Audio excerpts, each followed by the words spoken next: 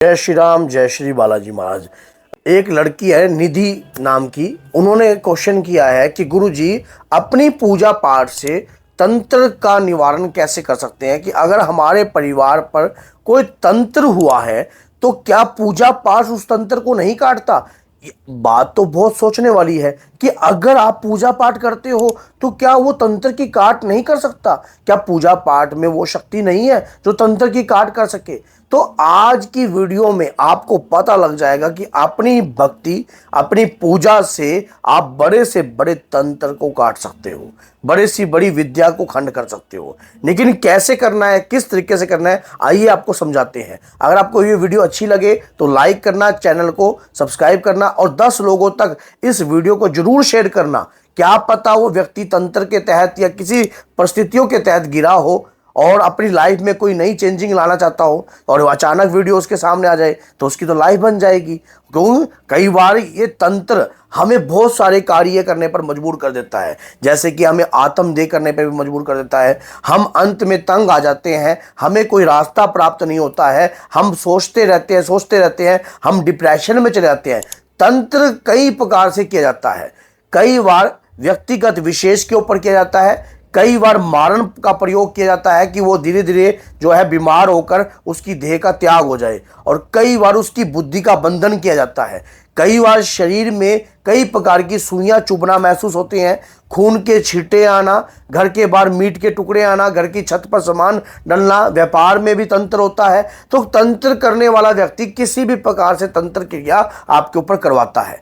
अब हम तो इस तंत्र के बारे में जानते नहीं है, अब हमें क्या करना चाहिए? तंत्र का ज्ञान हमें है नहीं, ना कै ना कै ना गै। हम तो भोले भाले इंसान हैं, हम तो हनुमान जी की भक्ति करते हैं। तो एक बात याद रखना, अगर तंत्र की काट चाहते हो, तंत्र विद्या की काट चाहते हो, तो एक सबसे बड़ी बात मैं आज आपको बताता हूं। अपने घर में एक पाठ करना है कंटिन्यू। बस देखो, तंत्र में भी क्रिया करी जाती है। मान लीजिए कोई औजार से आना या किसी भी प्रकार से आपके ऊपर कोई तांत्रिक अगर कोई क्रिया करा है या उसने कोई क्रिया भेजी है, तो पहले क्या करा होगा? आपके पितृ, आपके कुल देवी देवताओं को वचनबंद किया होगा, क्योंकि पूजा भक्ति भाव से आपको ताकत मिलती है। तो हमने वही काम करना है जिससे हमें ताकत प्राप्त हो। उन्होंने पहला काम क्या किया? आपके पितृगणों को बंधनग्रस्त कर दिया।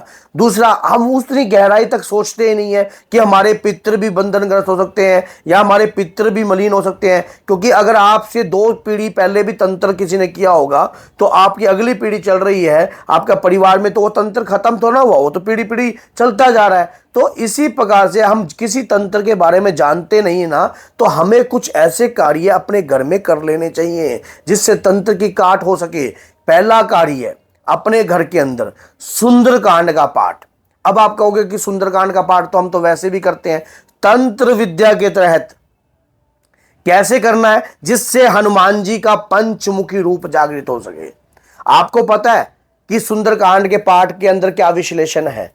जब जामवंत जी हार गए थे, जामवंत जी भी हार गए थे, अंगद भी हार गए थे और हनुमान जी भी, अपने आप को निराशावर्धक सोचकर वो समुद्र तट पर बैठे थे। क्योंकि सुग्रीव ने कहा था माता जानकी का पता लगा कर आओ, अगर नहीं लगा के आए तो आपने वापस ही नहीं आना, अगर आप वापस आओगे तो मृत्यु दंड मिलेगा। तो उन्होंने सोच लिया कि अगर हम अभी इतना समय बीत गया है, हम माता का पता इतना सभी नहीं लगा पाए हैं, तो वहीं पर बैठकर हनुमान जी को श्राप लगा हुआ है। अब जामवंत जी ब्रह्मा जी के मानस पुत्र हैं, तो वहां पर उनके मन में यह बात सिमरन हुई, क्योंकि वो प्रभु का सिमरन कर रहे थे कि हे प्रभु कुछ तो रास्ता दिखाओ। तो प्रभु ने अचानक ही उनके मन में इस प्रकार का ख्याल उत्पन्न किया कि आपको पता है कि हनुमान जी कौन है? शंकर भगवान के 11वें रुद्र अवतार, जो कि जन के कल्याण के लिए ये शक्ति उत्पन्न हुई है। तो इस शक्ति को जगाने का सही समय, सही उद्देश्यपूर्ण रूप का जो समय है वो यही है। तब हनुमान जी को वहां पर जागृत किया गया। किस प्रकार से जागृत किया गया? हनुमान जी को जागृत करने के लिए उन्होंने हनुमान नाष्टक का पाठ किया। कैसे? बाल समय रवि बख्श लियो जब, तीनों ही लोक भयो अंधियारो। कि हे हनुमान जी, बाल समय में, रवि मीने सूर्य, सूर्य का आपने भक्षण किया था और तीनों लोकों में अंधकार आ गया था। तब को नहीं जानत है जग में, कभी संकट मोचन नाम त्योहारो। और देवन ने आकर विनती करी थी, तभी जाकर अपने कष्टों से मुक्त किया था सूर्यदेव को, जो आपके गुरु हैं। तब हनुमान जी को कुछ बातें स्मरण आई और हनुमान जी को अपने वरदान, अपनी शक्ति के बारे में आभास हुआ। तो उसी समय हनुमान जी के शरीर का विकराल रूप होने लग गया। तब जामवंत जी ने कहा कि आपका जन्म प्रभु राम काज सवारने के हुआ है, राम सेवकों के लिए हुआ है, और जो दुष्ट किसी भी प्रकार का अनहित करते हैं उनका संहार करता देवता हो आप। जैसे ये बात कही, हनुमान जी भयंकर रूप में प्रकट हुए और एक पर्वत पर बैठे, पर्वत की शिला को ही नीचे दबा दिया, पर्वत पूरा पूरा नीचे बैठ गया। तो उस शक्ति जब तुम्हारे घर में जागृत हो जाएगी तो ना तंत्र चले ना मंत्र चले, चलेगा सिर्फ बजरंग बली का मुग्धर वार। तो एक बात याद रखना, अगर इस विधि से सुंदरकांड का पाठ कीजिए, तेल का दीपक लगाइए, सरसों के तेल का दीपक लगाना है। सुंदरकांड का पाठ कब करना है? तंत्र विद्या की काट के लिए रात्रि के समय, सावन का पावन महीना चल रहा है, इस समय भी कर सकते हो, जब कभी आपको मौका लगे तब कर सकते हो, लेकिन करोगे तभी इसका बेनिफिट आपको मिलेगा। पान के पत्ते ले लीजिए, पांच पान के पत्ते जो हैं, आप एक प्लेट के ऊपर जो है उन पत्तों को हर दिशा में कमल के फूल के तहत गोल चक्रे में बिठा दीजिए। उसके ऊपर एक ज्योति दीपक लगाइए लेटी बाती का तेल का। सुंदरकांड का पाठ जो करना है रात्रि को, जो करना है 12 बजे से लेकर 2:30 बजे के। ये माना जाता है दिन के समय का जो समय होता है 12 से 2:30 बजे का, ये प्रेतरा सरकार का होता है। इसी प्रकार से रात्रि का जो भी समय जो होता है 12 से लेकर 2:30 बजे का, ये प्रेतरा।